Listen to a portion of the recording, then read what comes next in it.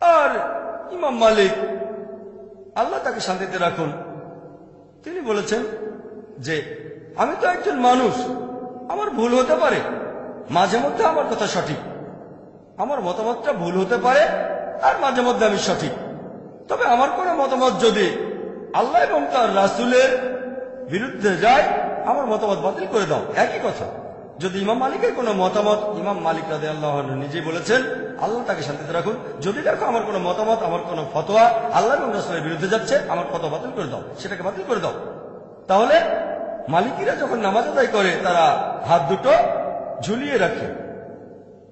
কিন্তু যদি আমরা আবু দাউদের হাদিস পড়ি, 1 নম্বর খণ্ড 755 নম্বর হাদিস আর 757 নম্বর হাদিস বলছে যে তোমরা হাত বাঁধবে নাভির নিচে। তবে এটা জয়ীফ হাদিস, এই দুটো জয়ীফ হাদিস, এটা বলেছেন ইমাম আবু দাউদ।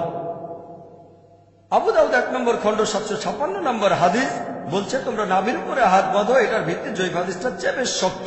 কিন্তু পরের হাদিসটা আবু দাউদ 1 নম্বর খণ্ড 758 নম্বর হাদিস বলা হয়েছে যে নামাজ আদায় করার সময় তোমরা হাত বাঁধবে তোমাদের বুকের উপর।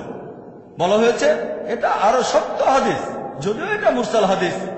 মুরসাল মানে এখানে কিছু অংশ বাদ দেওয়া হয়েছে, কিন্তু তাফসিরে বলা হয়েছে এটা অন্যান্য হাদিসের চেয়ে বেশ মজবুত হাদিস। আপনারা যদি ইবনে খুজাইমার হাদিস পড়েন, সেখানেও বলা হয়েছে নবীজি সাল্লাল্লাহু আলাইহি সাল্লাম বুকের কাছে হাত বাঁধতেন। এমনকি এটাও একটা মুরসাল হাদিস, কিন্তু অন্যান্য হাদিসের পাশাপাশি শেখ নাসিরউদ্দিন আলবানী তিনি বলেছেন এটা সহিহ হাদিস। তাহলে নামাজের সময় হাত কোথায় রাখবেন এ ব্যাপারে মজবুত হাদিস হচ্ছে বুকের কাছে হাত বাঁধেন। তাই আমি যখন নামাজ পড়ি আমি হাত রাখি আমার বুকের উপর। সেজন্যই বলেছি আমি একজন পাক্কা মালিকি। ইমাম মালিক বলেছেন যদি দেখো আমার কোনো ফতোয়া আল্লাহ এবং রাসূলের বিরুদ্ধে যাচ্ছে, আমার সে ফতোয়া বাতিল করে দাও।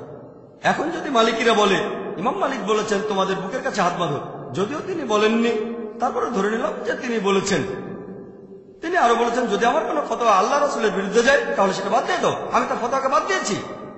নামাজের সময় হাত বাঁধি বুকের উপরে, আর সেজন্য আমি পাক্কা মালিকি, 100%, কোনো ফাঁক নেই। অন্যান্য মালিকরা হয়তো 60-70%, আর আমি 100% সম্পূর্ণ মালিকি।